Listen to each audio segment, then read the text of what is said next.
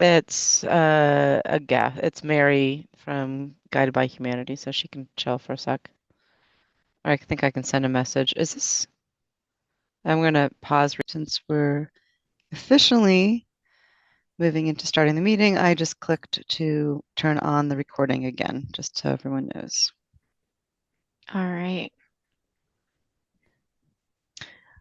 So welcome to the IDEAS Advisory Council meeting, everyone. We're in an interesting situation today because the terms of our co-chairs actually ended in December of last year. So one of our agenda items today is to vote into some new co-chairs. Would anyone be willing to serve as a temporary co-chair for today's meeting? We have Michelle with us, and I'm sure she can take on that role in about 10 minutes. She is on the road and being safe currently. Um, but while she is working on getting to her destination, is there anyone else that would like to serve as co-chair while we wait for her and hopefully Brian to get on?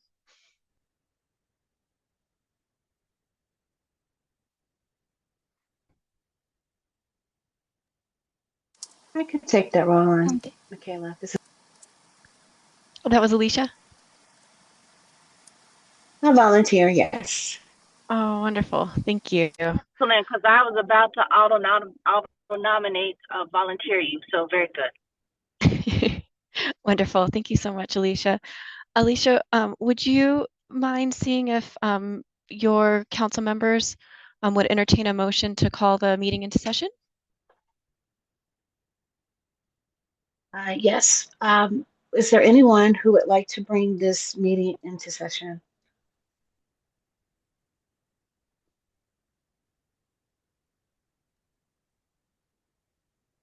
So I'd like to This bring is the meeting into session. This is Michaela. I think that was Michelle saying that she's motioning to bring the meeting to session. Is that right, Yes, Michelle? Okay, yes. wonderful. this is Alexa. I'll second that motion if you need that. Perfect. And if I'm remembering Bob's guidance, I don't even know if we need to take a formal vote for this. So I think we can just say the meeting is called into session at 1:06. Am I getting that parliamentary procedure right, Bob? Absolutely. Wonderful. Yes, you can just start the meeting when you've got a quorum. So. And Bob, do we need to take a vote to appoint Alicia as temporary co-chair, or can we Yes, move forward? No, I think that probably would require a vote. Okay, perfect. It sounds like, Michelle, you are going to nominate her as a co-chair. So if you'd like to confirm that nomination and then see if anyone has a second.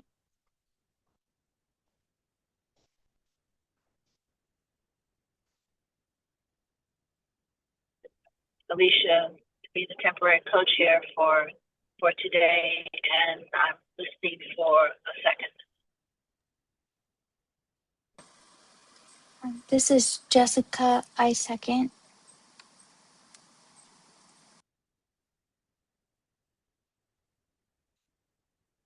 Wonderful. And then Alicia, if you don't mind taking a vote, folks can vote in the chat. Please make sure to change that the chat to everyone. All in favor for Alicia chair until Michelle is available, please Is the chat? put yes in the chat. Because I'm not, this is Michelle, I'm not able to engage the chat, but I would like to have my vote registered as a yes. I'll record that for you, Michelle. Thank you. Are there any no's? Please put them in the chat if so. 2, 3, 4, 5, 6. Oh, so it looks like you've got a majority of yeses. So thank you so much, Alicia, for calling in to co-chair. And then if you'd like, we can kind of walk through the slides together. Does that work okay? Yes, that'd be great. Wonderful. Thanks so much, Jordan. If you don't mind going ahead and sharing. Can you not see it now? I can't, but maybe that's just a me issue. I'm seeing, this is Oh, Lynn. okay. It was me. Can we get a confirmation from a council member? Are folks seeing the screen? Shared I see slides? the screen as well. Awesome, thank Molly. I you. see the screen. Okay. We appreciate it. Technology is always an adventure, so thanks for helping out on that. Sorry about that all. So welcome to our IDEAS Advisory Council meeting. The IDEAS program here at DHS partners with the community to manage local taxpayer dollars dedicated for Denver residents with intellectual and developmental disabilities. We strive to make Denver an inclusive community where people with IDD feel welcome, valued, and empowered to live the lives they envision for themselves. Alicia, would you like to review the role of the Advisory Council?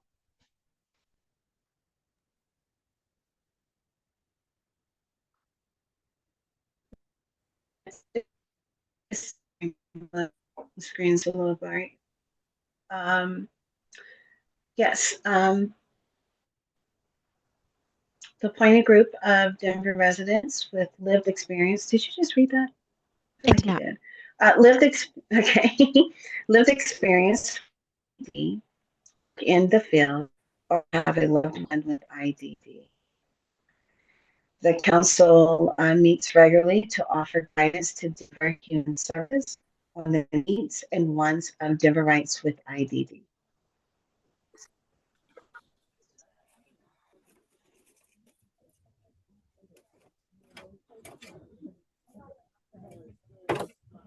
Would you like me to go over the rules as well, Michaela?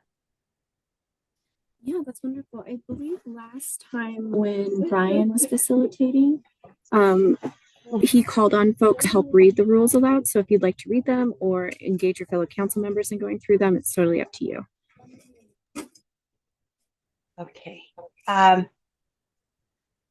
Would anyone like to read the council ground rules aloud?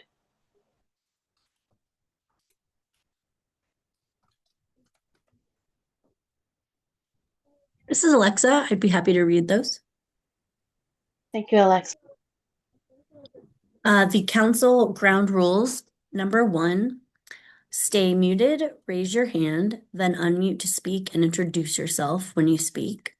Number 2, stay on topic and consider if your point speaks for the benefit of people in Denver who have IDD.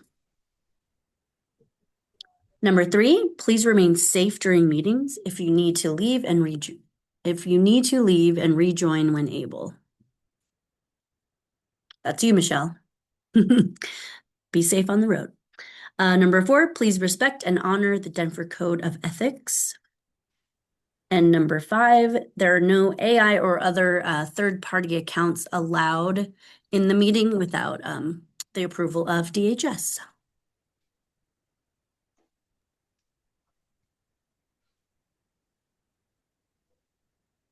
Thank you, Alexa. Wonderful. Thank you so much. I apologize. I'm having some audio issues. May I ask Jordan to come on mute and support Alicia in going through the initial slides while I get that figured out? Sure. Happy to Thank help. you. Can everyone hear me okay? Okay, Yes. great. Alicia, would you like to read the next slide? Sure. The council ground rules continued. All meetings are public and recorded. Chats are posted publicly, and votes will happen in the chat. Ensure that your chat is set to communicate with everyone. Perfect.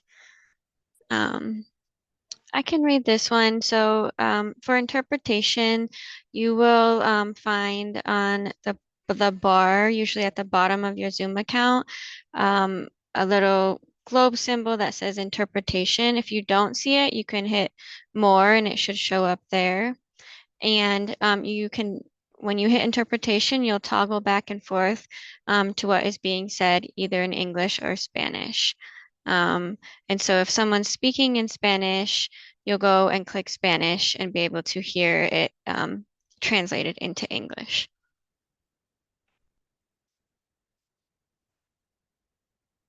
Great. This is our agenda today. We'll go ahead and do the minutes in a second. Then we'll do council and partner updates, breathing in uncertainty.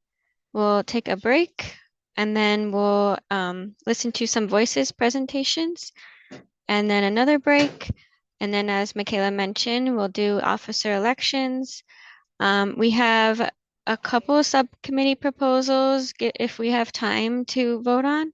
And then we do have public comment today. So we'll hold space for that. And then just quickly planning for next meeting. Okay. Alicia, would you like to lead on getting a motion to approve the minutes? Yes. Can I get a motion to approve with revisions if needed to approve our minutes? This is Molly. I motion to approve. Thank you, Molly. Is there a second? This is Alexa. I second that motion.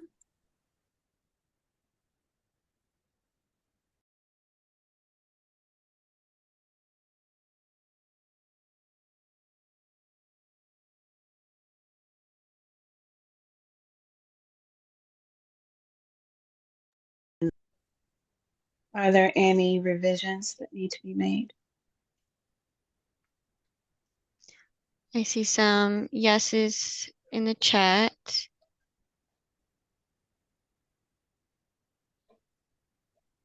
So Jessica abstain? Yes. Yes. 6.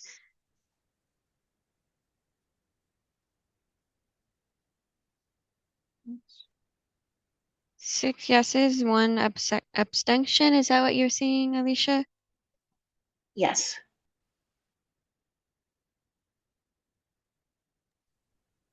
Okay. It looks like majority has approved the minutes. Great.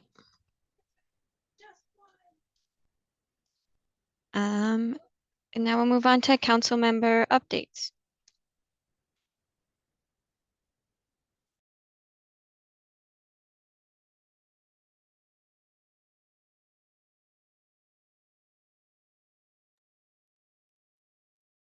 Oh, come on. No one has any updates from the holidays and earlier this month?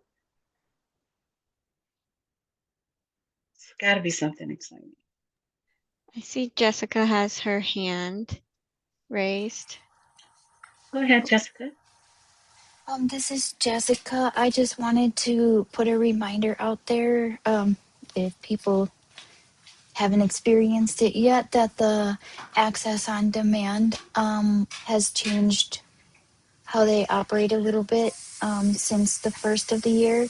So you either pay $4.50, so to access the access on demand, you pay $4.50, or if you're on the live program, you get half price, so you pay $2.25, and then the voucher covers up to $20 after that, and then anything above beyond that is our responsibility.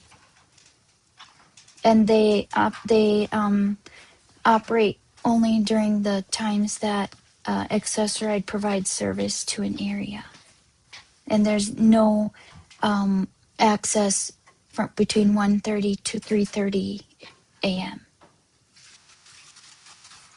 I just wanted to put a reminder of that.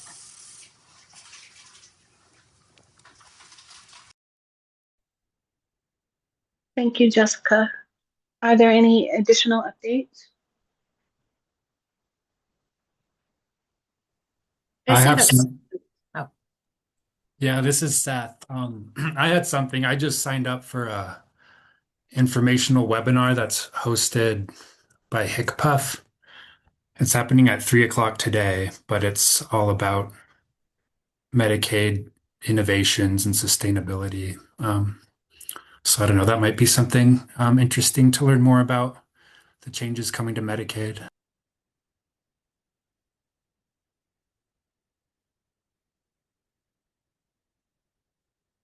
Thank you, Seth. Molly, did you say you had something? Or Alexa? This is Molly. No, I just saw that Seth's hand was raised. So I was just, because I know it's confusing for me sometimes to see like who's on there. No worries. Are there any more updates from anyone? This is If Molly. there, Can I ask a question for Seth about how to sign up for the HICPUF if people are interested, or if you can put that in the chat, or like how to access those meetings if people want to? This is Lynn. Seth, if you don't have a link handy, I'll go find one. Oh, someone dropped. I think Michaela looks like she dropped it into the chat. Great, thank you. I'll also look, that's the registration for this particular Zoom meeting.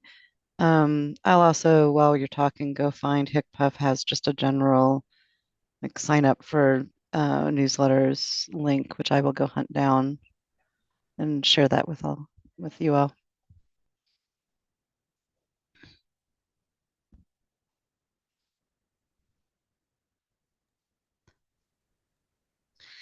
Lynn, while you're on, did you want to give your update about your survey?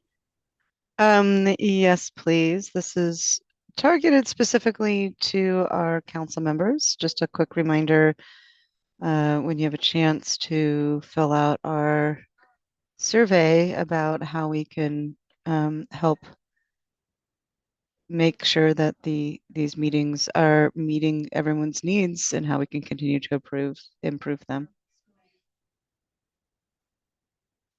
Thanks all.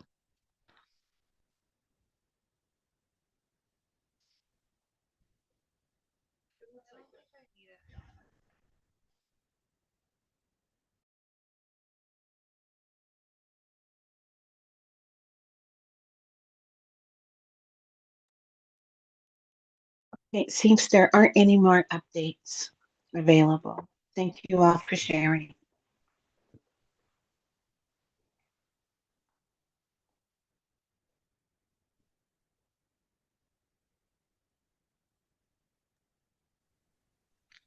We're now going over Community And then Advisory Alicia, Council if member you'd like report. to invite Molly to provide the RMHS Community Advisory Council member report out. Yes. Molly, would you please share the updates from the Community Advisory Council report, please? Yes. Unfortunately, the Rocky Mountain Human Services CAC was canceled this month. So I do not have an update, unfortunately. Sorry, that's a very short update. No worries. Thank you.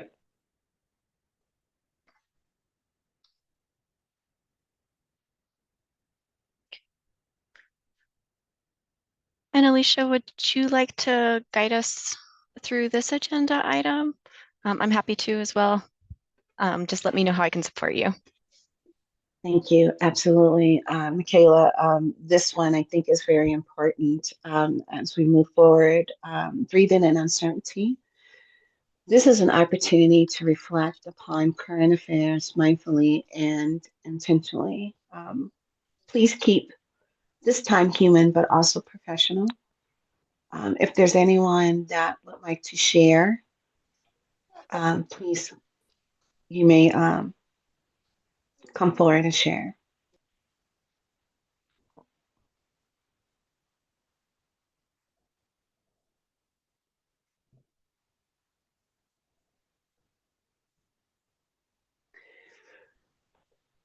I think I can go first. In the last few weeks, actually, this month alone, and starting early January, we've had some issues with ICE, and especially some people harmed and have been unalived. Um, it brings a little uncertainty to me today and going forward since it's been occurring. I'm more concerned about our community in a way of how we can protect each other. Um, it's caregivers that had been targeted. And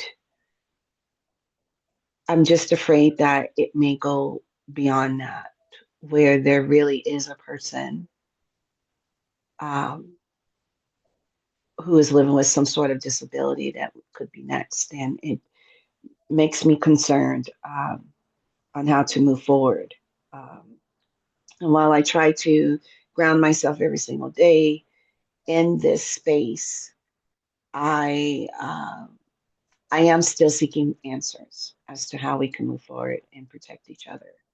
Um, if that means stay away from large groups, voice your opinion, but not in a large protest. Um, Travel in pairs again, like the buddy system. Um, I'm wondering if we can encourage each other to uh, take a little bit more notice of what our times, what the times are today, and kind of move forward in the space of protecting not only ourselves but those of us who we love and care about and who we share space with.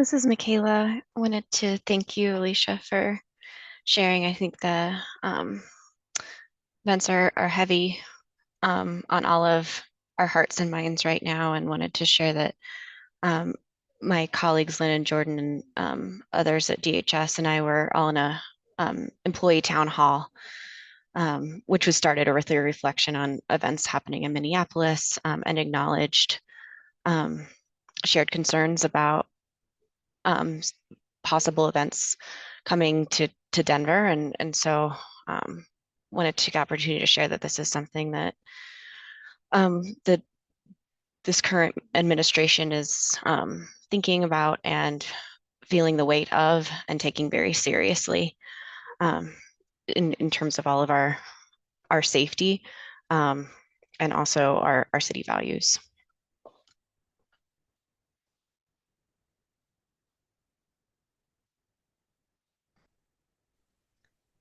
Jessica, did you have your hand raised? I just wanted to say, Alicia, thank you for sharing um, how you're feeling with us. And for anybody that is struggling right now, please know you're in my thoughts and prayers.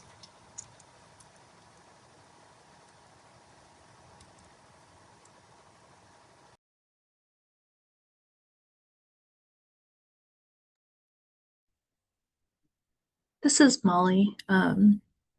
Yeah, I also just wanted to say, Christopher put in the chat, my heart hurts hearing this. I wanted to say that for us all too. And um, yeah, and I know we've mentioned this before, but I do appreciate having the space for this breathing uncertainty within this meeting. And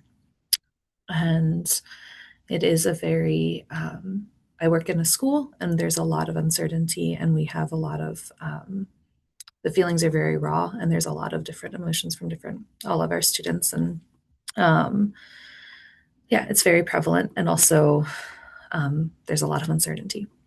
And I just appreciate I know that every person on this council and every person in the community, we are all striving for good. And yeah, just thank you all for being here and for having this space too.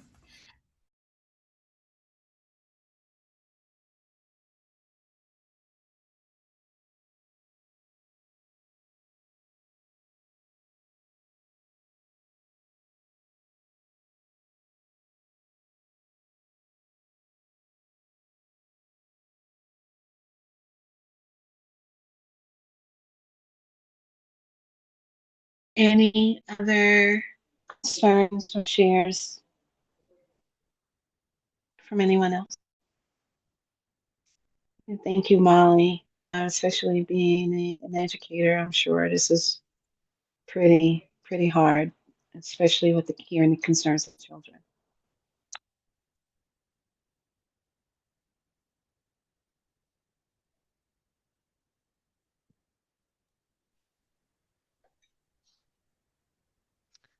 This is Michaela.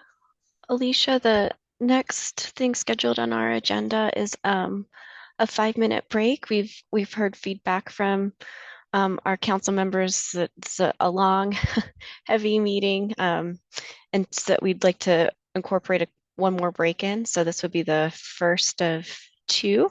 Does that sound okay to go ahead and call for a 5-minute break? Yes, Michaela, I think that would be perfect, especially on the heavy subject. We'll get a few minutes to kind of recenter and come back. Everyone Fantastic. agree? When would you like us all back, Alicia? What time? It's 1:29 now, so can we just do 35 after and make it even? That sounds great. Okay, thank you all. 5 Thank you. minutes.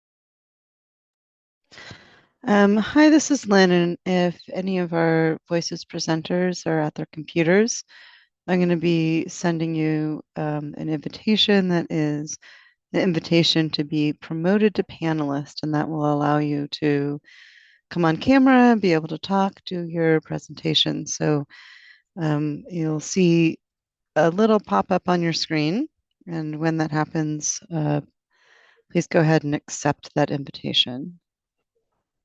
Thanks.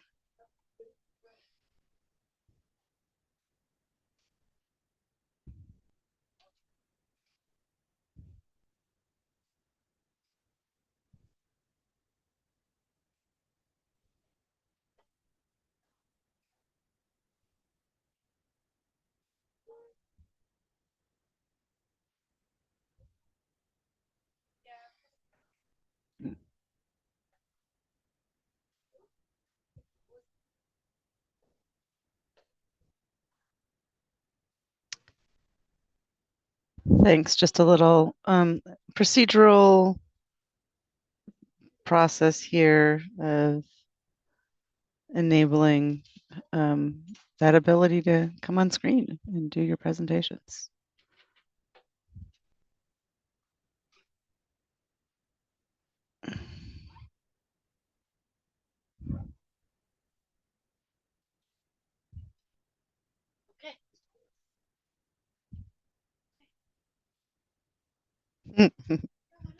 That's Michaela using the timer app. We're playing with all of our technology today. That was me. That was a pretty epic timer. Sorry about that.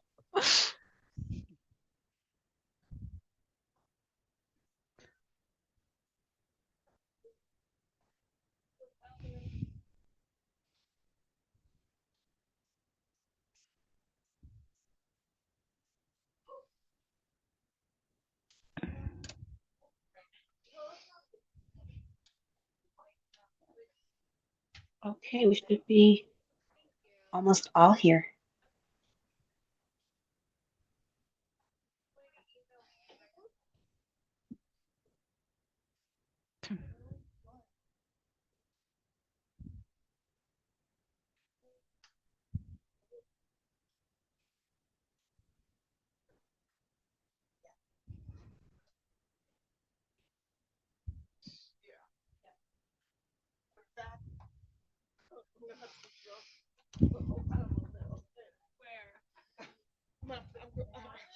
I don't know where I'm saying. I might have to go.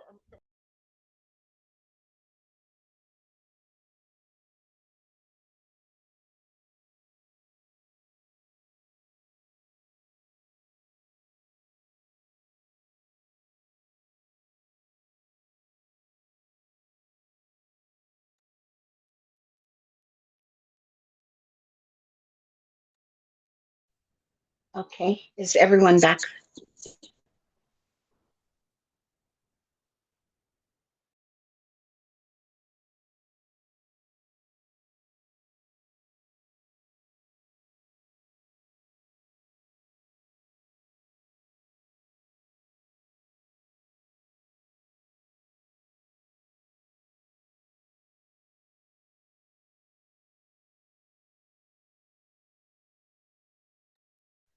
Hi, this is Lynn. Would you, Alicia, like me to go ahead and I can introduce this next section of the agenda?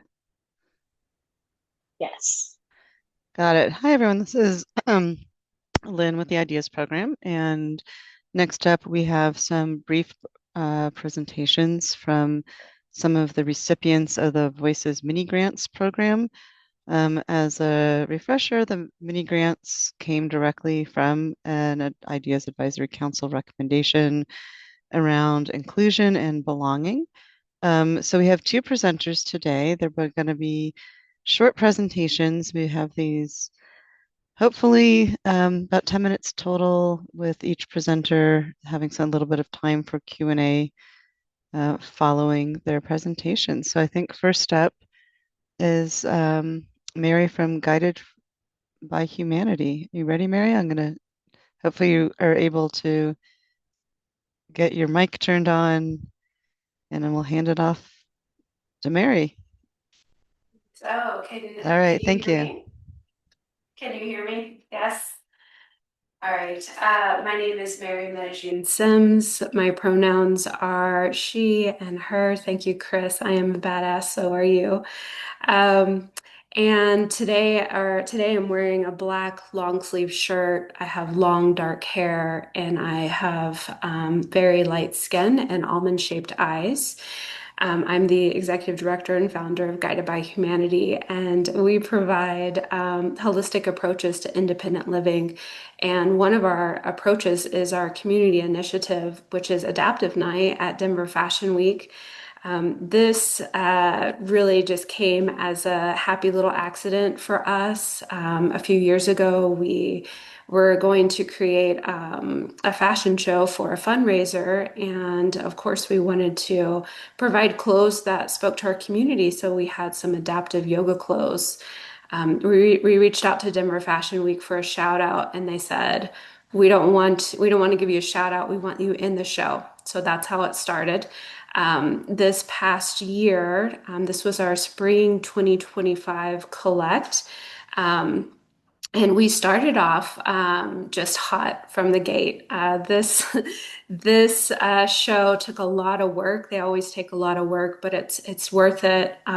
We're this first slide is a group shot of some of the models at Denver Fashion Week for spring 2025. There's a lot of florals in this collection. And then one notable model is one of our community members. Her name is Brittany Murdoch, and she's wearing a golden floral mesh outfit using her cane on this day. So we were very proud to be able to really show what inclusion looks like. Brittany does experience an intellectual and developmental disability living in Denver. She has been with us, Guided by Humanity, for many years, and also one of our peer support specialists. So this was a big win for us just to start. So next slide. So part of the preparation was, first starting off with that photo shoot with Brittany, but then we created another workshop called Strut and Roll. This was hosted at Brewability. And we, just over the past few years, we've had a lot of models that really liked having more prep time. The day of Denver Fashion Week, it's very busy. Things are flying, hair's getting done, makeup's getting done. So there's not a whole lot of preparation for what does it take to be a model.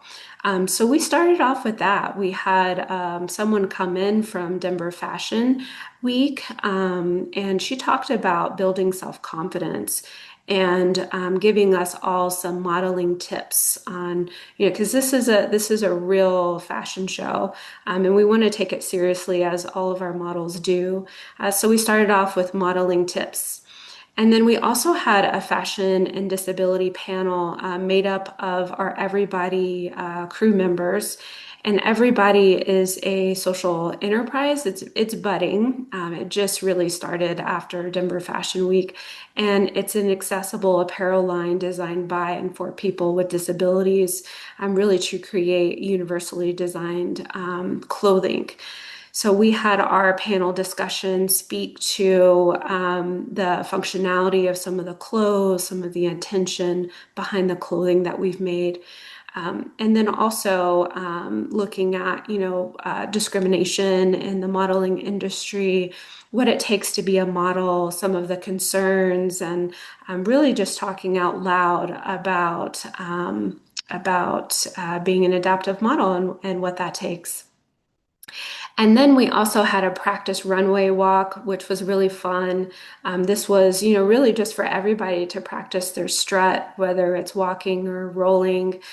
We had a variety of people come out that were either former models, new models, aspiring models. So we have a variety of pictures here.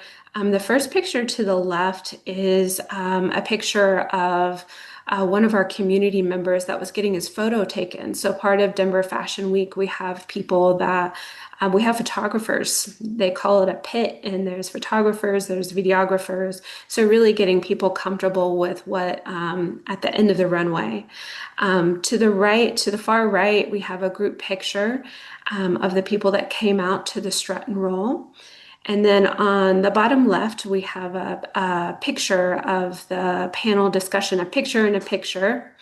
And then to the right of that, the right corner of the screen is our practice strut, which really was a lot of fun. Next slide. So our fashion show really is community led. We have an advisory council from the gate that just helps us with accessibility, helps us find adaptive designers with lived experiences, helps us with the production of the show, and then also day of the show.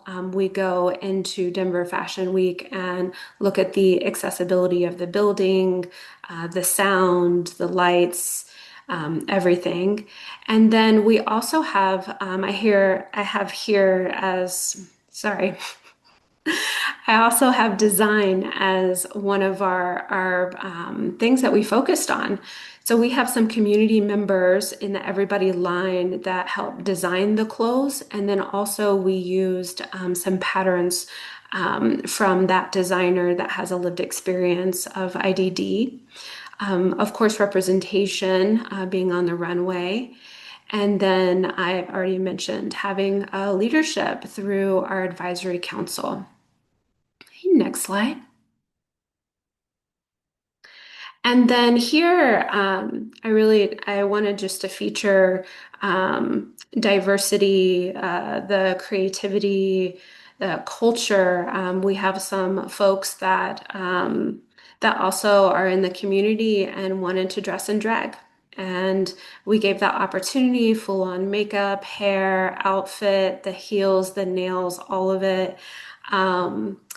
This was just a fantastic opportunity, really, to represent identity, joy, and celebration. And then we have folks that, really just wanted to be a part of something cool and fun and make friends. The day of Denver Fashion Week is a long day. So we're doing our hair and makeup, but we're also having conversations. We're getting to know people in the community, and it's just a day full of fun.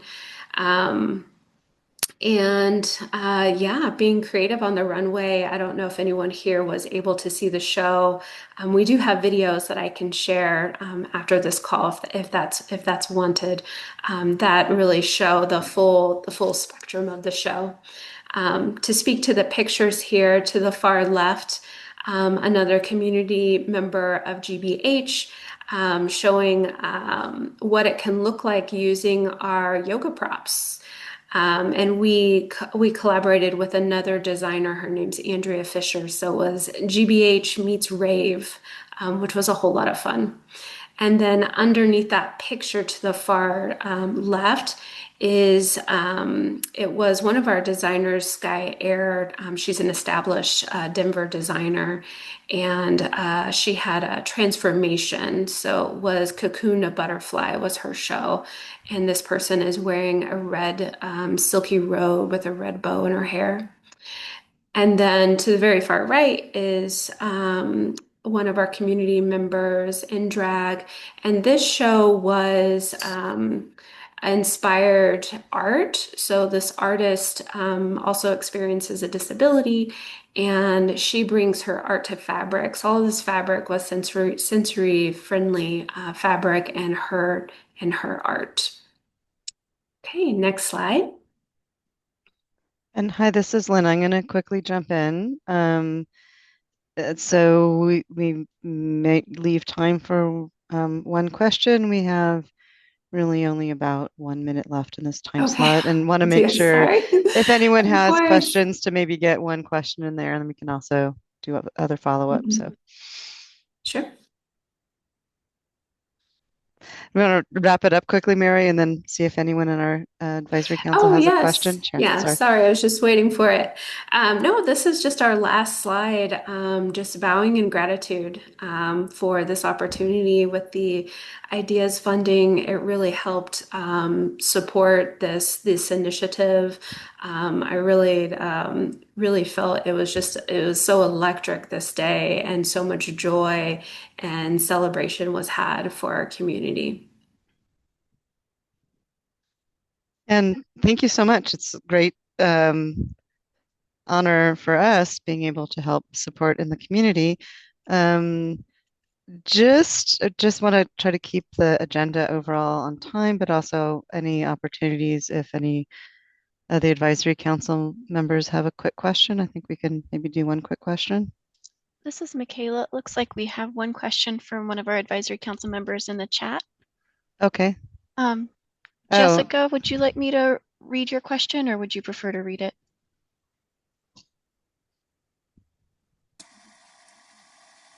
I just asked if could you please explain what dressing in drag means for anybody that can't see? Yeah, absolutely. And I hope I Thank can do you. justice to this. Yeah, so we have one of our community members that identifies as male but likes to wear women's clothing. And it can also go in the opposite direction as well if someone identifies as female wants to wear clothing of the opposite gender. And this person had beautiful colorful dress and thigh-high heels and nails and hair and makeup done, which was something that they really wanted to represent and celebrate that day. It's a good question. Thank you, Jessica. Thank you so much. Mary, I think that whatever you're able to share, if you have videos, I know that there's photo albums also on the official Denver Fashion Week website. I have the links to those, and we can do some more sharing out if folks want to get more of a glimpse into this great event. Absolutely. Okay. Thank you for this opportunity. Yeah, and thank you. We're gonna switch over to a presentation from Developmental FX. Not sure who's planning on speaking. We have several people here, so floor is yours. Wonderful. I think two of us will be speaking. My name is Tracy Stackhouse. Are you able to hear me okay? Okay. So I am sitting in my office with my brown hair pulled up behind my head in a clip, and I'm wearing glasses as I've done since I was a little girl. So most of my life have been aided by the use of these remarkable tools, these glasses. I am the co-founder of Developmental FX, and so grateful to be here to share with you a little about our project that was funded through this incredible program. You know, the wonderful presentation we just heard from Mary, and I think if you look at the impact that these small grants are having, it's creating a true web of belonging, and it's really humbling to see all of the different pockets of impact that are happening. And we're certainly grateful to be able to share the pocket of impact that's happening through our work here at Developmental Effects. So the work at Developmental Effects is really inspired by the career that I've had in working in the field of intellectual disability for 40 years. And in 2003, I stopped working at the Children's Hospital and started this nonprofit, Developmental FX, with the idea being that care, therapeutic care, needs to be not siloed, needs to really be accessible across the community and not scary, not in a hospital. Sometimes just allowing access in different ways creates a whole different experience and a whole different impact. So over the last 2 decades, we've been able to develop our model of care that we call therapy that fits. And we offer this here in Denver, but around the state and actually all around the world. The image that you're looking at is of a beautiful young man who's sitting in a colorful surround of a lot of balls and just finding the joy of play, which we know is so important for development, and just a signature image that allows us to see the joy of development. So do I advance the slide or do you? I'm sorry. Thank you so much. We're just sharing on this next slide our mission, and centered in our mission is engaged belonging. And again, so many different ways of approaching engaged belonging. But when we think about that at Developmental Effects, we're really trying so very hard to understand the whole range of developmental differences and know that those are to be incorporated into each of us as we work toward a bright future of engaged belonging. And we do that by equipping not only individual children and adults that we work with, but their families and the whole ecosystem around them. And this whole ecosystem approach is not something that is typically funded by insurance, and it's not typically the way that therapy is thought about. So we're really trying to change the landscape of what therapy looks like. And on the next slide, you'll see that we have 4 different programs of developmental effects that help us to address this. You're looking at an image that has these 4 circles that are interacting with each other in order to allow us to really provide therapy that fits. So we have a clinic-based program in the upper left-hand circle, and then a clinic in the community program where we really extend out of the clinic, because so much of what allows engaged belonging is what's happening beyond the walls of the clinic.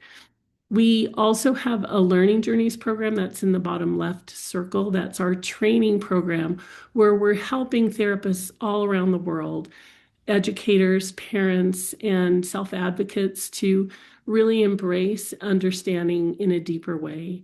And we're spreading all of this knowledge and disseminating this through our innovation and outreach programs. Next.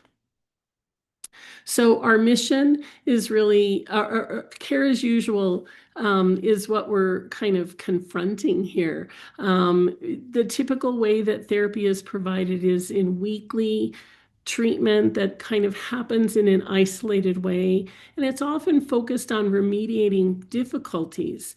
And that's really because the insurance requires that.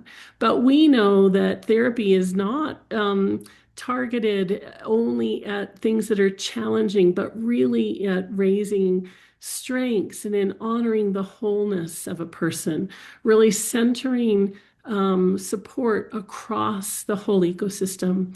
And that is not what usual care looks like. So I'm going to pass this over to my colleague, Hannah, and she'll continue sharing with you. Yeah, thanks. This is Hannah, she, her. I have brown hair and a gray sweater on and headphones and glasses as well.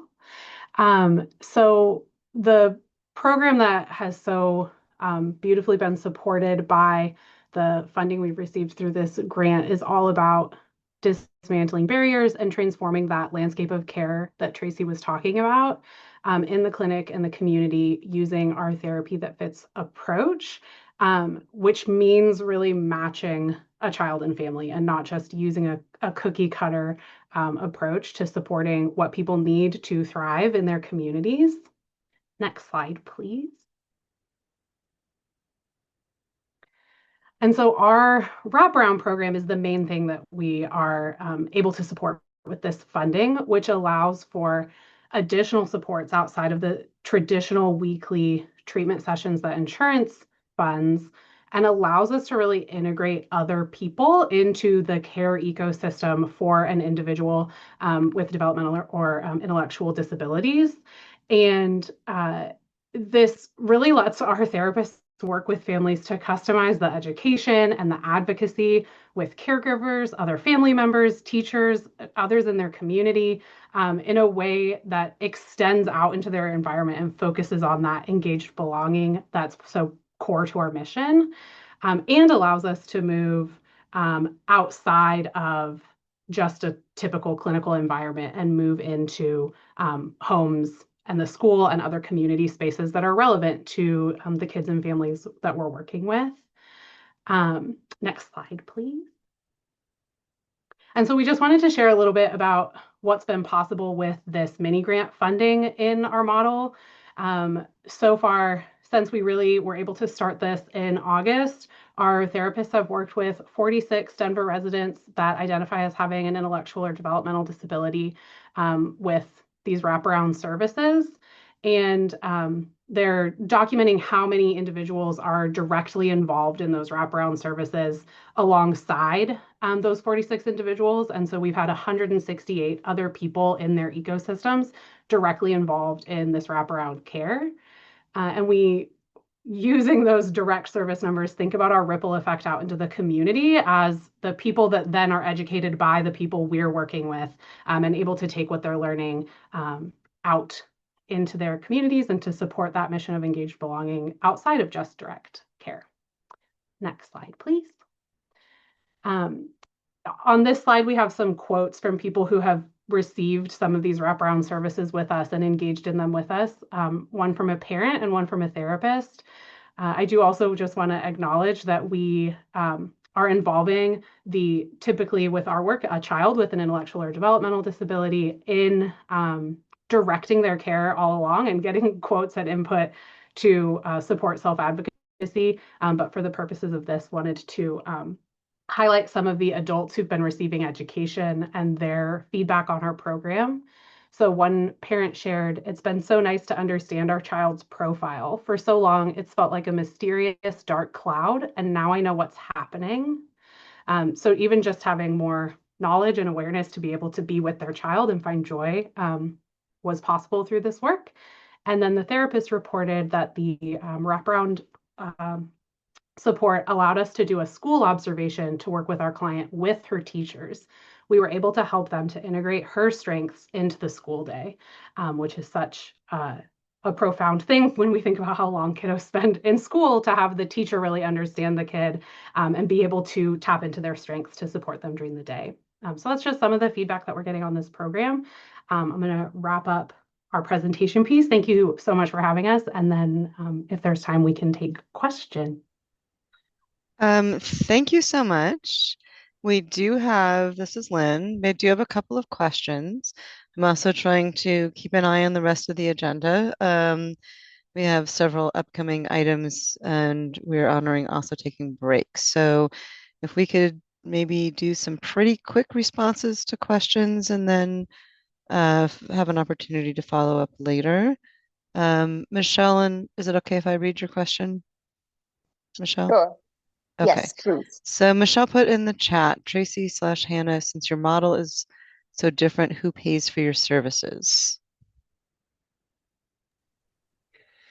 So one of the critical pieces is that the community acknowledges that this kind of care is really needed, and grant funding right now is something that we really rely on to extend care that isn't paid traditionally through Medicaid or through other private insurance, and unburdening that from the family is really, it's beautiful to see that that's a community responsibility. So we're really often seeking grant funding to help us round this out.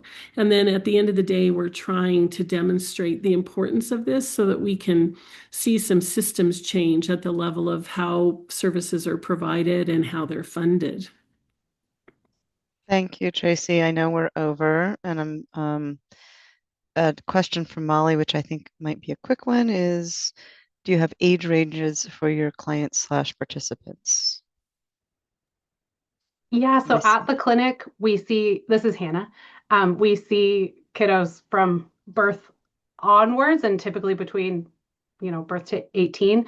And in this program so far since August, we've worked with individuals from age 3 to 20. All right, thank you. And Adriana, I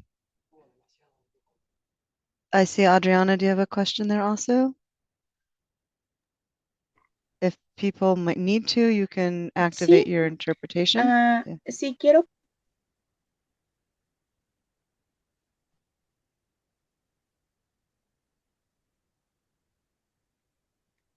sí quiero preguntar en sí, ¿en qué se centra la terapia? Porque habla de que educa a los niños, educa a los padres, pero básicamente, ¿en qué se centra la terapia?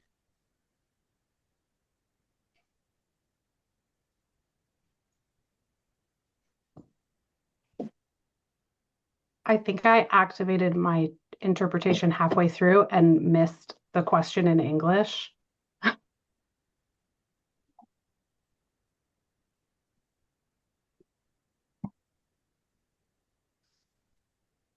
What the therapies specifically focus on. Super briefly, it really is about engaged belonging. So the individuals set goals with their therapist about what they want more access to, more participation in, and then they work on that individually with them. So it might be something about building a skill, it might be something about accessing resources. It's really individualized to the child and family.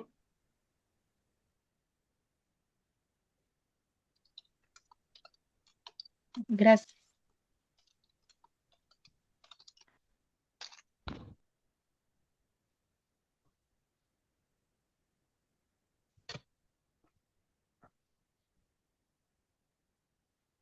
Okay, thank you, everybody. Thank you for allowing me to derail the agenda. I think I'm just gonna call it. Thank our visitors from Voices for coming and sharing some of their work. If you have other things that you want to share, websites, materials, we can help make that available, include those in the minutes. And with your permission, I don't want to step on Alicia's toes, but can I call for a break? Sure. All right, Perfect then we are timing. going to do that 5-minute break and do some schedule adjustment. Thanks, everyone. So I have everyone back by 2:10, please. Thank you. This is Molly. Oh, Molly, I'm still here. What's your question? sorry. I just have to leave, unfortunately, early Okay. today. So I just Yep. wanted to say goodbye and thank you, and apologies for having to leave early. Thanks for letting us know. Thank you.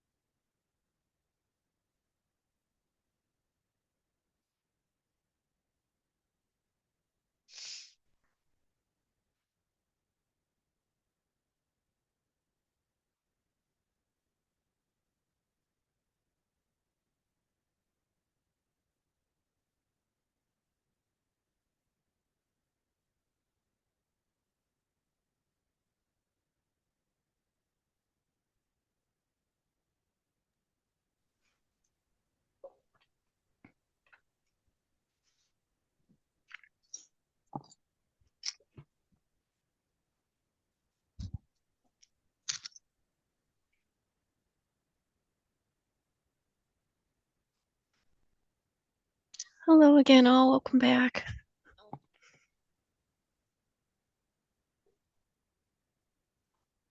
Jessica, I love seeing your puppy. So sweet.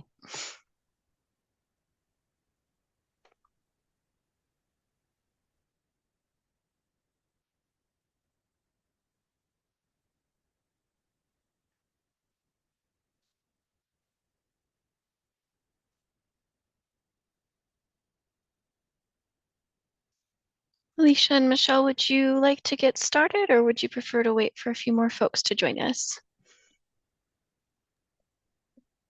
This is Certainly. Michelle. Since we're sensitive with time, I think it's okay to keep going. Alicia? I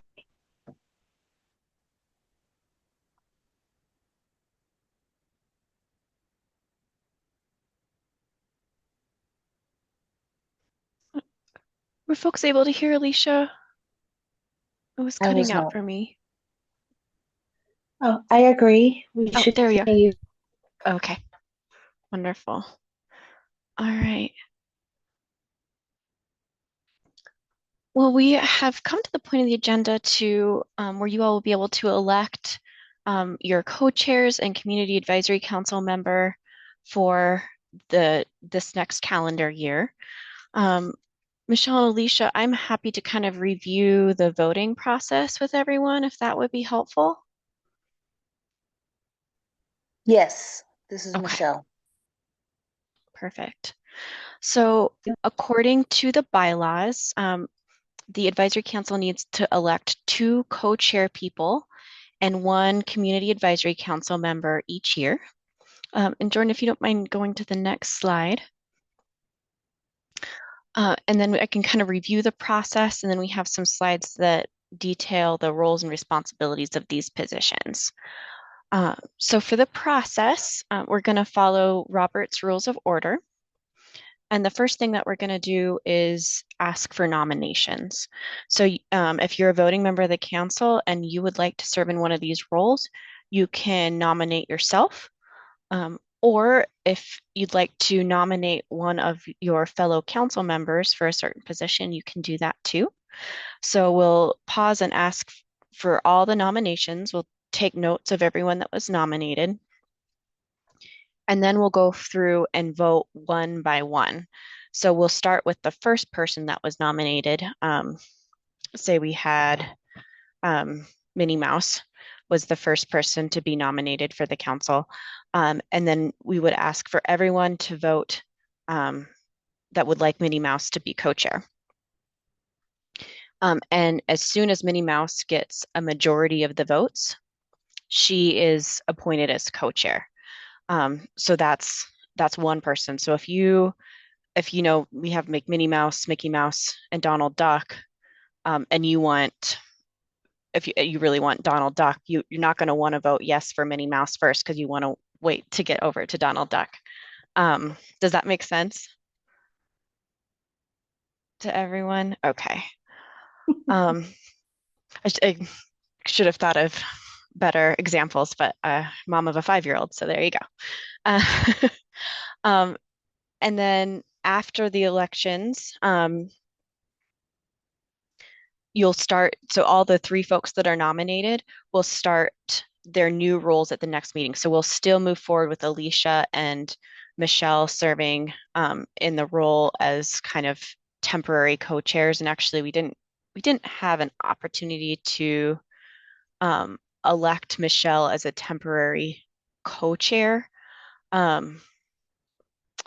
because she was on the road at the time. But Alicia, you have been doing great. Thank you so much. Bob and Jonathan, I don't know if we need 2 co-chairs for a meeting, do we? I don't believe you do, no. Okay.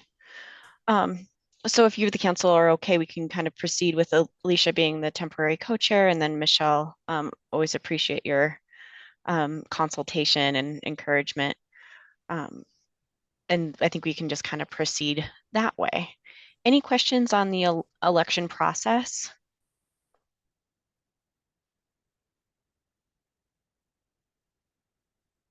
All right, so just to sum it up, we'll have Alicia serving as our co-chair. for this meeting, and then we'll do nominations and elections for our new co-chairs and community advisory council members, and then they will start in those positions starting in our next meeting, which will be March. Okay, next slide, please, Jordan.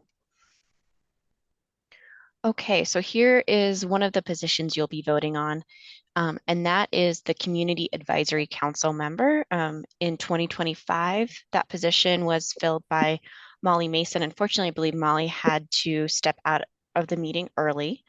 But in this position, you will sit on the Community Advisory Council for Rocky Mountain Human Services. And that is the community council that provides input onto how Rocky Mountain manages the funds that we contract with them through our community-centered board contract, with primary focus to providing input on the community initiative contracts that they award out. And Kisley, I'm going to phone you as a friend in case you'd like to say anything more about that council and that role. No, actually, I think you did a great, fantastic job. Hi, everyone. This is Kisley. Thanks, Kisley.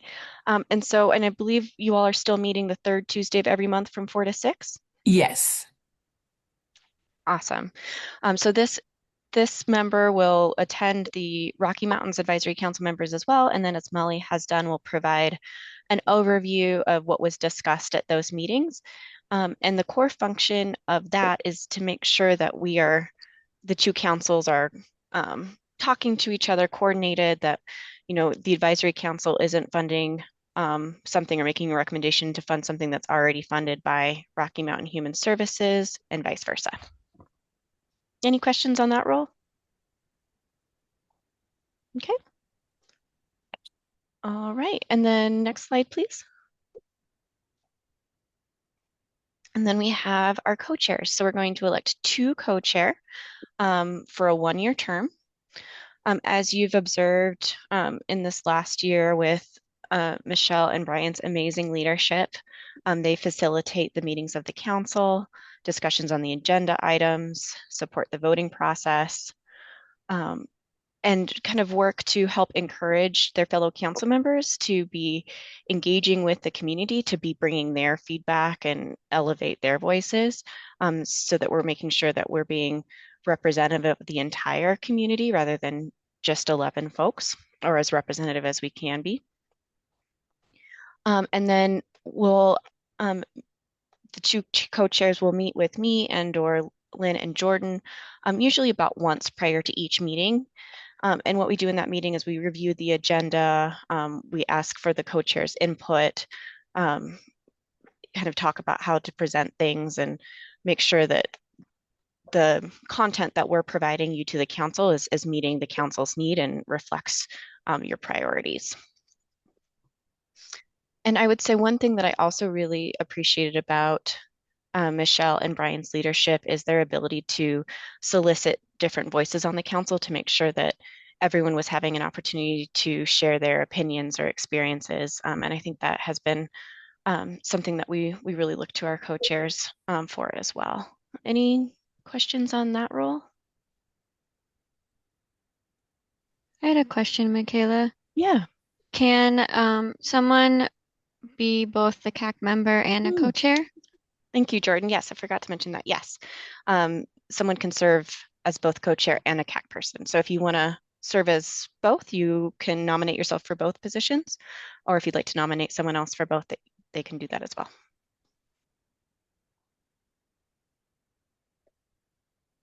Okay. Michaela? Yes. This is Michelle. I have a question. Yes. About the nomination portion. Are we at that part? I believe we're ready for it, and unless anyone else has any other questions.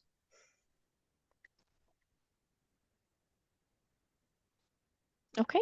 Yeah, I'd say let's get started. So this is Michelle. I have a process question about the nominations.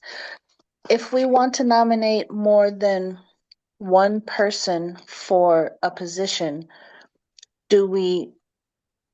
Because I got lost in the Mickey Mouse example.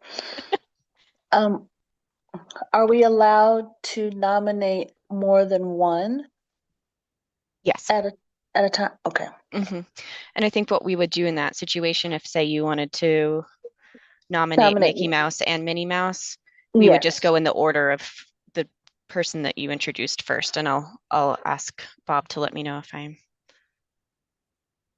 providing bad advice there, but I think that's how we would proceed. Sounds good to me. Thanks, Bob.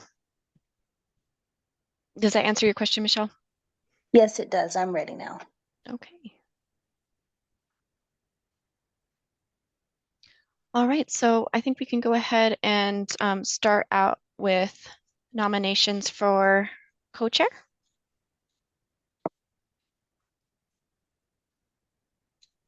Michaela, this is Michelle again. Yes. I like to nominate Jessica and Alicia as co-chairs, please. Thank you. I have that recorded.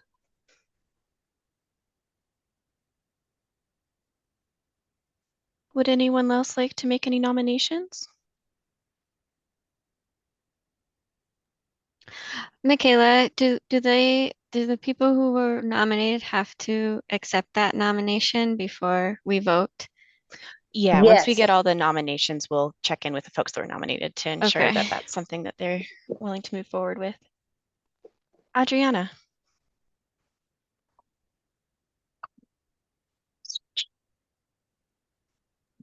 A mí me gustaría nominar como copresidente a Alicia. Okay, I'm going to switch over.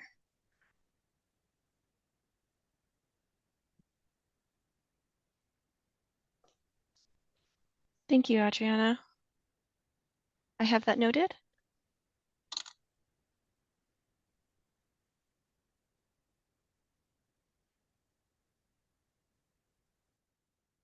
Any other nominations?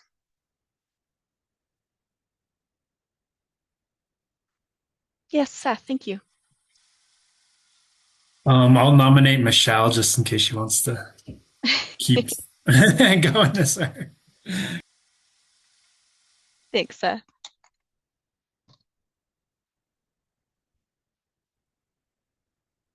Yes, Jessica. I would like to nominate Adriana if she would feel comfortable, and Molly.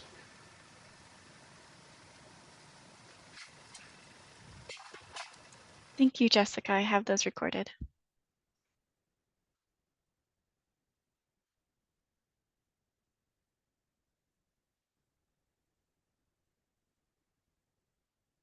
Anyone else? Seth, did you have another nomination? Oh no, I just forgot to lower my hand. No worries, just wanted to check. Okay. So right now I have one nomination for Jessica, two for Alicia, one for Michelle, one for Adriana, and one for Molly. So I'll start. Jessica, would you like to accept that nomination? Yes, I will accept. Thank you. And Alicia, would you like to accept your nomination as co-chair? Yes, I will accept. Thank you. Michelle, you've been nominated. I know that we've talked about how you're unfortunately are reaching the end of your 2 terms in June. Would you like to accept your nomination? I don't think I can. I think I have to cycle off now. And so, Brother Seth, I love you. Thank you so much. But at this time, I'm unable to accept. And I think for just a quick point of clarification, Michelle, I think we would be able to have you as co-chair through May, and then we'd need to elect another co-chair after you step off the council if that's something you're interested in. But if you would rather pass the baton at this point in time, you can do that as well. I would like to pass the baton at this time. Just makes it easier. We don't have to come back and revisit this And but Seth, if you ever want to meet for coffee and you want me to be your chair for the coffee, I'm your girl. I'll take it. I'd like to be a member to that coffee meeting. You're going to need a quorum. Okay. Adriana, you've been nominated for co-chair. Would you like to accept the nomination? Muchas gracias, pero en este momento no puedo. Thank you.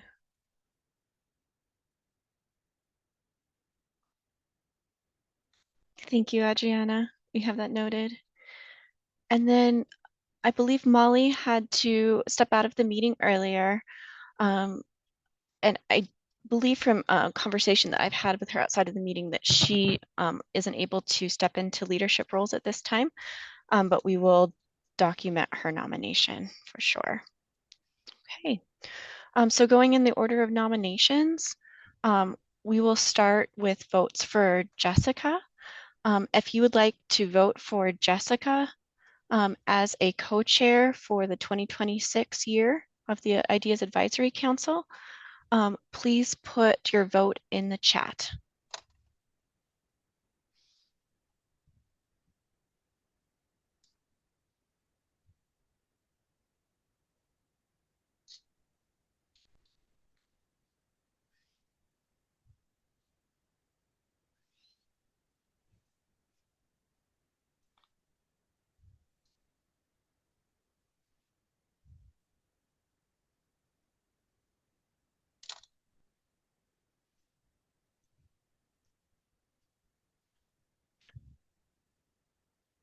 Okay.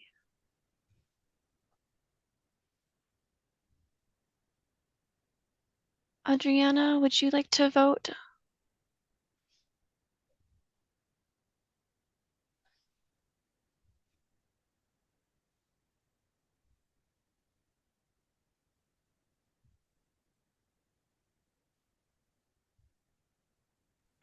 Perdón, sí dijo que sola en esta ocasión ya nada más por una persona, ¿verdad? Y esperar a que sea. Oh, if you'd like to wait and vote for another person, you can still vote in this one. If you don't want to vote yes or no, you could vote abstain if you'd like.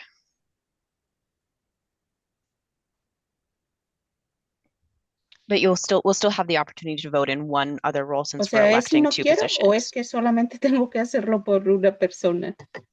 Just one moment. Let me transfer to the Spanish channel. Shami, would you mind translating that again for me, please?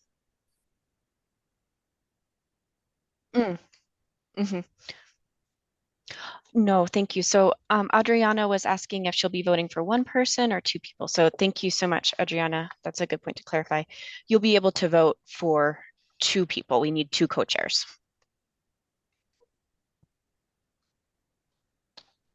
Oh, está bien.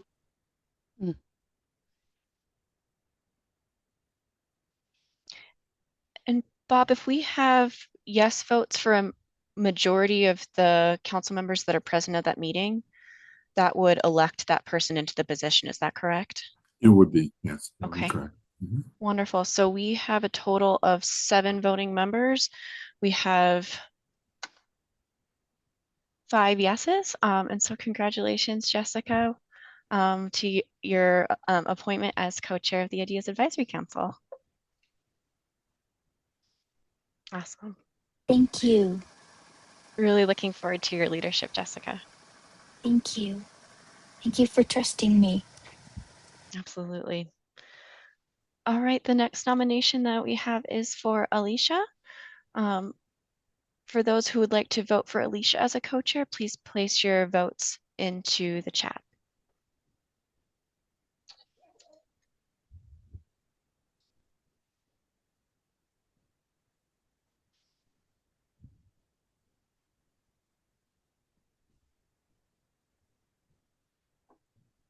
Let's see. We have 5 yes votes and 1 abstain. Alicia, congratulations on your election as co-chair of the IDEAS Advisory Council. We're looking forward to working with you. Thank you all. Thank you for trusting in my ability to lead. Thank you. Wonderful. And last position, we have the Community Advisory Council member. Are there any nominations for that position?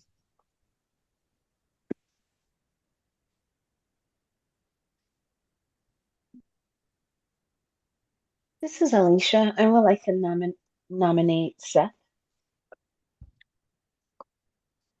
Wonderful. It looks like Seth has been nominated by both Alicia and Michelle as well. Is that correct? Yes, please. This is Michelle. Yes, I'd like to nominate Seth. Okay.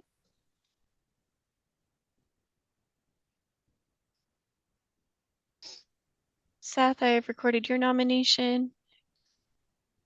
Any other nominations? This is Jessica. I would like to nominate Alexis.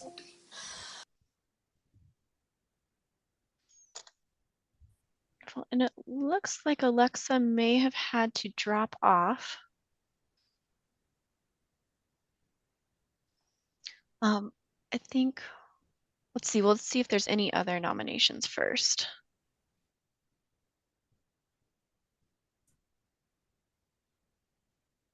Okay. Let's see, let's start with saying, Seth, is that a nomination that you'd like to accept at this time? Sure. Wonderful. Well, let's go ahead and vote for Seth then to serve as the Community Advisory Council member. Please put your votes into the chat.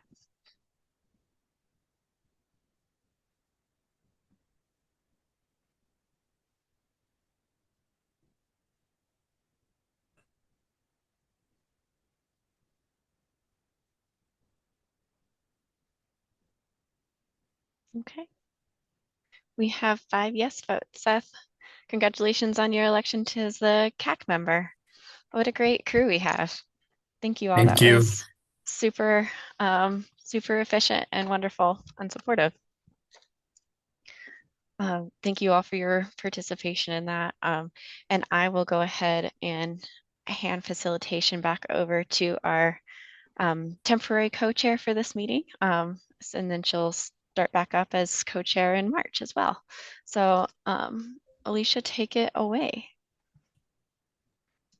Oh, you know what? And I will, I apologize. I was just looking, I realized that we're right up against public comment. So if it's okay with you, we might transition into that. Does that work okay? That's fine. Okay, wonderful. And we've had 2 individuals sign up for public comment today.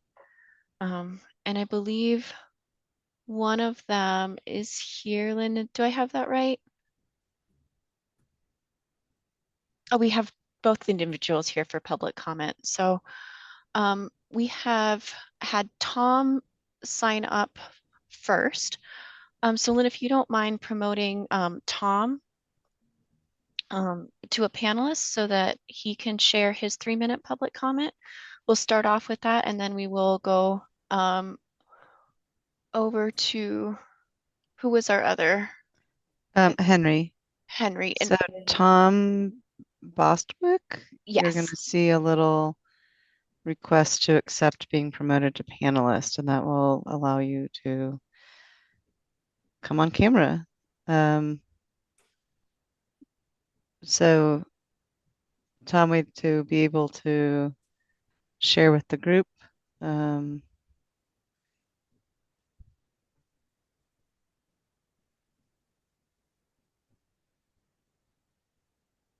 I can leave you, Tom, I think I activated your microphone, Tom. Are you able to, there you are.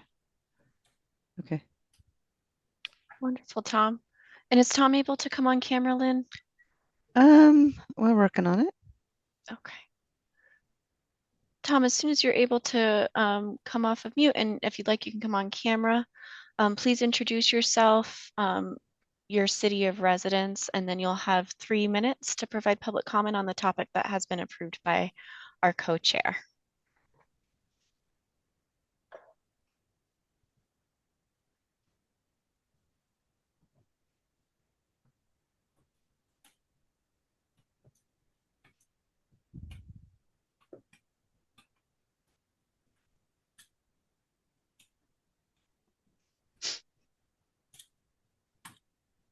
All right, I'm getting messages. Technology is ever so fun.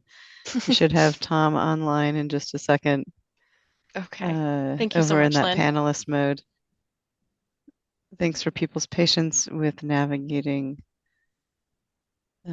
technology. While we're waiting for Tom to get up, what I'm going to do is start the 3-minute timer. You should be able to see it in the upper right-hand corner of my screen. And then Tom, I'll give you a little verbal 20-second heads up when we get to that point.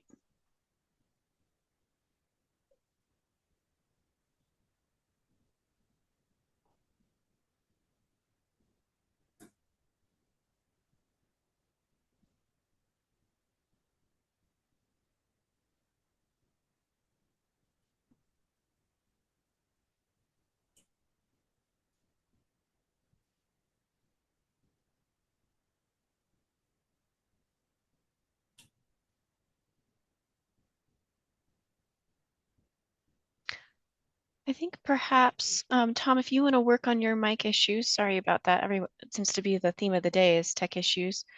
Perhaps we could hear from Henry. Henry had also signed up for public comment and then go back to Tom. Does that sound all right, folks? Hey everyone, this is Henry. Before we start the 3-minute timer, just want to ask a few ground rules. Sure.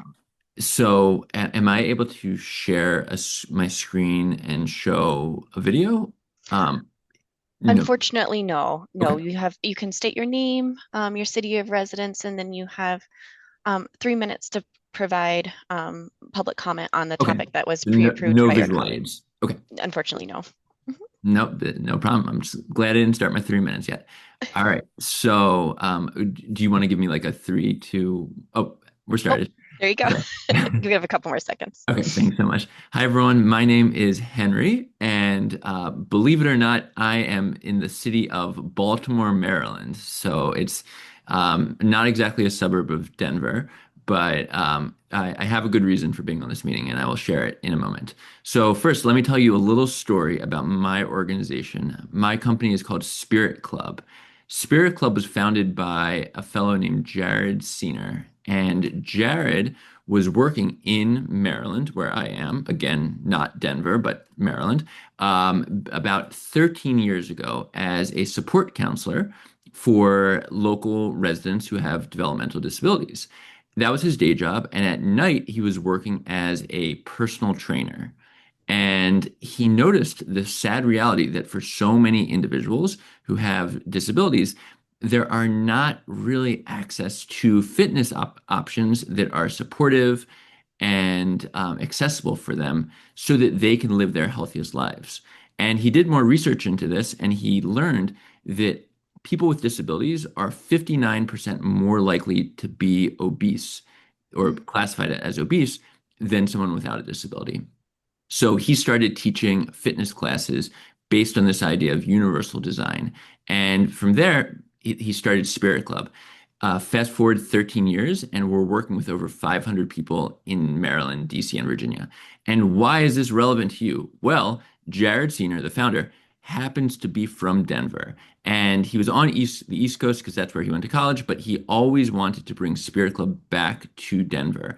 And this past October, he did that. And we opened up a branch in Denver. We currently have 2 locations. One is in Cherry Creek and one is in Englewood. And we've started providing services. We are currently working with about 30 people, and it's really wonderful. And we would love to meet more individuals and more organizations. We have we have a wonderful leader, hub leader. Her name is Tawny Becker. She is a group class instructor and a mother of an individual with Down syndrome. So she really knows the community and she knows the fitness industry. And we work with individuals, we work with organizations. Our trainers receive special training so that they not only are experts at fitness, but they are experts at working with people of all needs and abilities. And one of my favorite things about Spirit Club is it's not just about being healthy and exercising, it's also about being active, having fun, having something to look forward to, and having a community. So, in my last few seconds, I'll just tell you I would love to meet any or all of you who are interested. Please reach out to connect@spirit-club.com. And if it's okay with the co-chairs, can I put that in the chat? Connect@spirit-club.com? We'll make sure to record that in our minutes. Okay, thank you. So it's Yeah. one more time, connect@spirit-club.com. Thank you so much for this Thank opportunity. you, Henry. Take care. Okay. All right. Tom, have you been able to get your mic on yet? Or your sound working?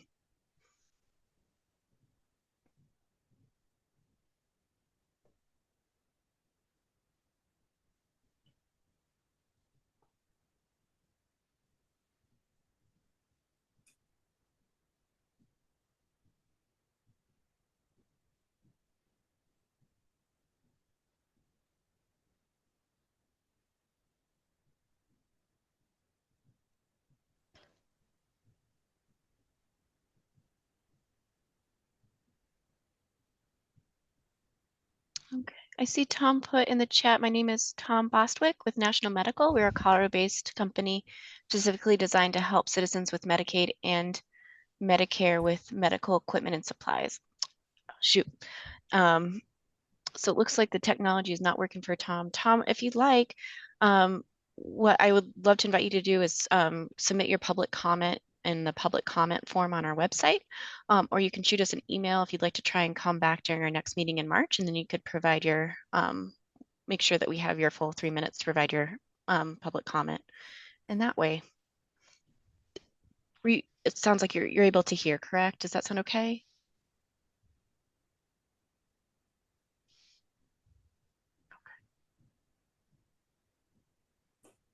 All right.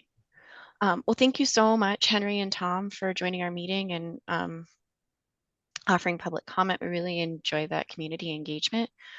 So I think we'll go ahead and close out public comment and then return to our agenda. And then Alicia, the next item on our agenda is the subcommittee proposals. We have 2 subcommittee proposals to offer to the committee. The first is one that we shared with you very briefly at the end of December's meeting, and then wanted to revisit again this meeting to discuss housing. It was authored by our team. I'm going to hand the floor over to Jordan to review it. Sure. Thanks, Michaela. This is Jordan. As Michaela mentioned, we did briefly go over this, and some folks wanted to talk about it and kind of meet one-on-one. So we're bringing it back this month, hoping you all would like to vote on it. This is related to some of our housing recommendations. Number 24, which is DHS will explore increasing the availability of operating subsidies to support service-linked housing projects. And number 30, DHS will explore funding an IDD housing pilot project. The duties of the subcommittee will be to review and analyze IDEA's proposed housing development funding priorities and provide feedback on how well they fit with the desires of the community. And then the duration of the subcommittee will be no more than 3 months, although at that 3-month mark, we can also we can vote to extend if that's something the committee would like to do. Any questions about this subcommittee before we vote on it?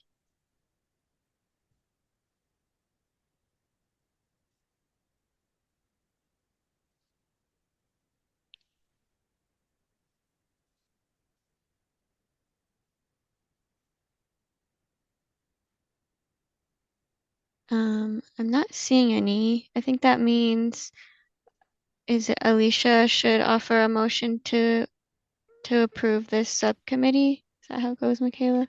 Yeah, I think we can ask our co-chair to see if she or one of her colleagues would like to motion to vote that subcommittee into being, and if there's a second, and then take a vote.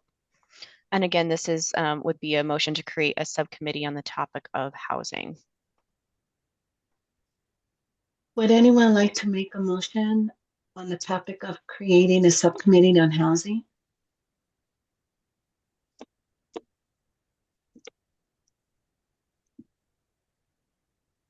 This is Jessica. I make a motion to create a subcommittee on the topic of housing. Thank you, Jessica. Is there a second motion? This is Michelle. I'd like to second that motion. All in favor, please put your vote in the chat.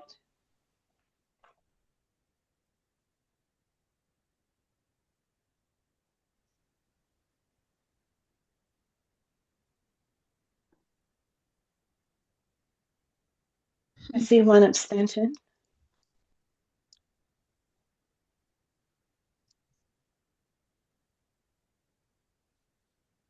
Any noes?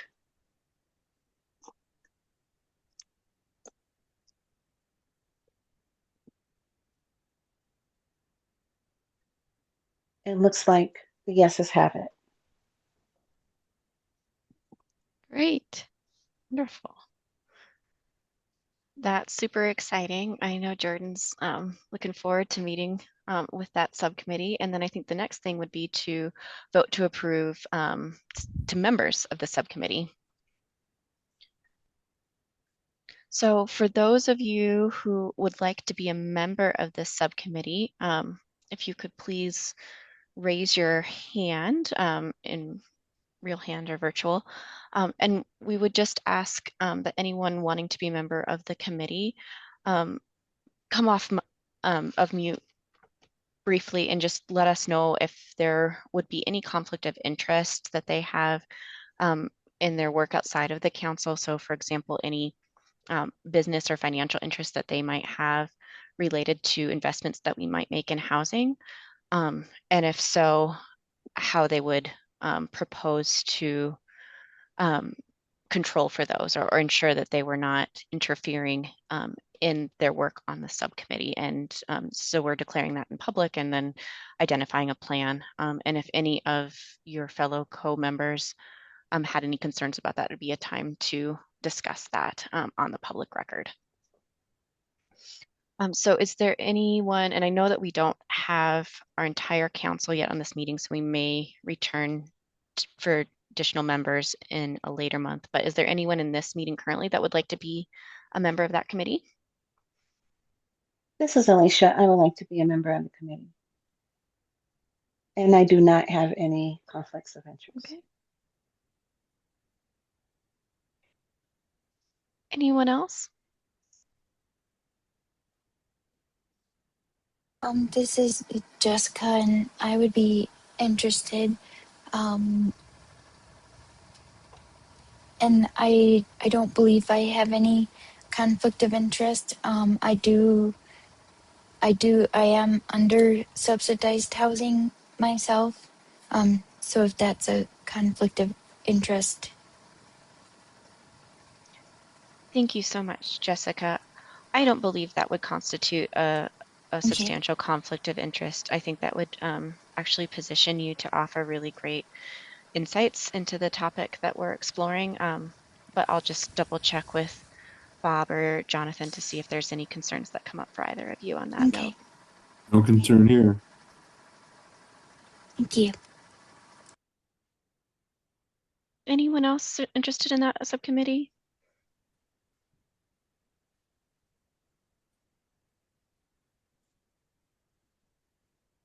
Okay.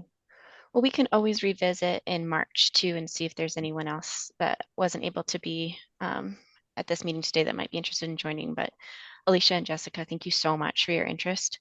And we're I think Jordan, you'll probably be reaching out soon to get something scheduled. Yes, thank you both. We're hoping to have a meeting in February, so at least with the two of you, and maybe I'll chat offline with Michaela if we can recruit members outside of this meeting or if it has to wait till March. But appreciate that, and I'll be in touch. Thank you. Wonderful. And then Alicia, I'll defer to you here. We had one more proposed subcommittee topic. The author was not able to be here today. It's looking at a amendment to the Bridges subcommittee using the new form and template that we've created. We can either go ahead and vote on that now. We are at time to switch to planning for next meeting, or we can push that agenda item into March. Well, that is a tough decision because I know that Ulisa has been working really hard with Adriana as well to get this moving. We have 9 minutes. Do we think that the planning for the next meeting would take the 9 minutes, or do we think that the voting can go really quickly on this? And then we can do our planning towards the end. I think if we're able to get a quick vote, we could probably breeze through the planning fairly quickly. Okay. Yeah, because and the only reason why I ask is because it's just been something that we've been talking about for quite some time now. And if I were in Lisa's shoes, I would be wanting this done today. Okay. All right. Well, Jordan can share that revision. So again, this isn't to create a new subcommittee, but it's just revising the original motion for the Bridges subcommittee, so that it aligns with the template and the scope of the IDEAS Advisory Council and the IDEAS program at large. So this would be a proposal to create a subcommittee that would provide additional thoughts related to 2 existing recommendations. And those are the recommendations that were made in late 2025 to ensure residents can access IDEAS mill levy funds regardless of documentation status and or preferred language, and make funds available through IDEAS contracted partners to fill gaps in services for residents with IDD who do not qualify for Medicaid. It would additionally provide thoughts related to this recommendation number 32 to explore ways to increase awareness of and access to IDD and early intervention services to individuals and families who speak languages other than English. And so the duties of the subcommittee would be to coordinate feedback and conduct outreach to identify views of interested parties. And that would inform council discussions on how and through what channels do individuals with IDD and their families want to learn about services and supports are available to them. 2, what barriers do individuals with IDD and their families encounter when accessing services and supports? And then 3, how can community providers improve trust among individuals with IDD and their families? So this subcommittee would be seeking feedback from community members on those 3 questions that they could then, the subcommittee could then share with the council. So that's the proposal. Alicia, would you like to call for a vote? I'd like to call for a motion to move forward with the Bridges subcommittee.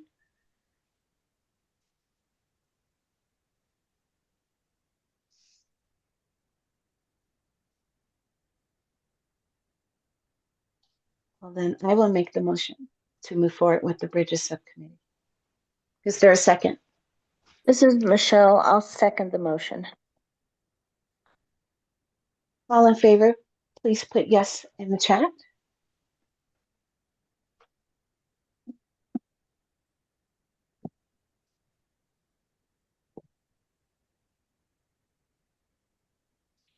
Any abstentions?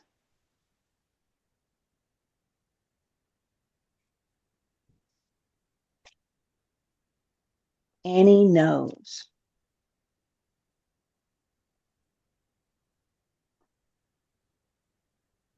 It looks like we have the yeses with 6 votes. Wonderful. And Alicia, would you like to do a call for membership now, or would you like to wait until March? Because of the time, can we wait? I would like to wait until March to call for membership. At least we got the first part out of the way. Absolutely. Okay. So then we can just breeze into the last part of our agenda. Yes. Planning for the future. So just so you all have it on your calendars, and hopefully there should be a hold on your calendars that I sent out earlier. Here is a list of all of the meetings scheduled for the rest of the year. We're generally sticking with the last Tuesday of each month, except for March, which we bumped up 1 week early to avoid spring break. May, which we bumped up 1 week to avoid Memorial Day week, and November, which we bumped up 1 week to avoid the week of Thanksgiving. So we'll be meeting in March, May, July, September, and November to allow subcommittees to meet in the off months, which would be February, April, June, August, October, and December. And that is as needed. So one question that we wanted to put out for you all, and I'll leave it up to you, Alicia, if you want to postpone discussion on this later for time, is if the council is interested in having any in-person meetings. And so one caveat that I wanted to offer on that is in the past, we've tried to host some hybrid meetings where we've had some folks come in person and those who couldn't come in person join online. There are some pretty significant tech issues that we have within city and county buildings that are designed to support virtual meetings on Teams. And for many reasons, we found that Zoom is best suited for our needs, especially using an interpreter. And so we have been able to get Zoom to work on our machines in our conference rooms, but it's been kind of a miracle each time. And my concern is if we were to attempt to do that again, we may be in a situation where we're not able to get it to work and then we don't have quorum. And I would hate for half of you all to come out to the building and then we end up not having quorum and we're not able to hold the meeting. So that's a long way of saying, I think if we are going to do in person, we would need to have the meeting be fully in person without a hybrid option. So if the council is wanting to do in-person meetings, we would love that. Lynn and Jordan and I are happy to host and support that. But we want to make sure that that's something that folks are really interested and able to commit to before scheduling those out.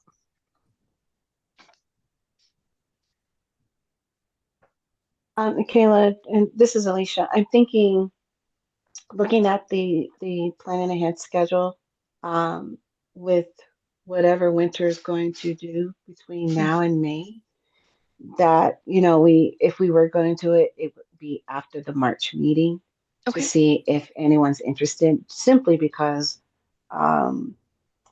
winter has showed up kind of wonky this season. So I'm trying to make sure that everyone's safe until May, when it's much warmer. We might have one more sneak upon snow, but I doubt it, type of thing. So perfect. Well, it sounds like if we are going to do something in person, we'd want to wait till maybe July, September. Would you like us to revisit that in the next meeting?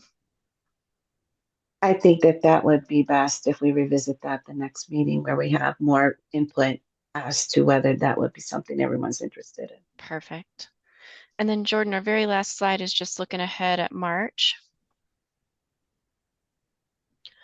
So we will have 3 more Voices presentations for you all from Disability Law Colorado, Revel, and Atlantis. And then if the Housing Subcommittee is able to meet, will have time to do a report out on their meeting for the public record. And we can additionally work if there are any additional subcommittee proposals, which I think Seth has one to share with us, that will be super exciting, and then do a call for membership for the bridges. So that's what we have now. If anyone else has anything else they'd like to propose for March's agenda, please contact me or either of your new co-chairs, Alicia or Jessica. And that is all we have for you all. So I'll hand it back to you, Alicia, if there's anything else you want to close with. If not, then I think we're okay to call to adjourn. Thank you, Michaela. I just want to say, everyone, please be safe out there. Use the buddy system and stay warm. Does anyone want to make a motion to adjourn? This is Michelle. I motion we adjourn. Fly out of here. Be free. Love the rest of the afternoon in the sun. All of that. Is there a second? No. Go ahead. I'll second that. A motion This is to Jessica. adjourn. I second. Thank you.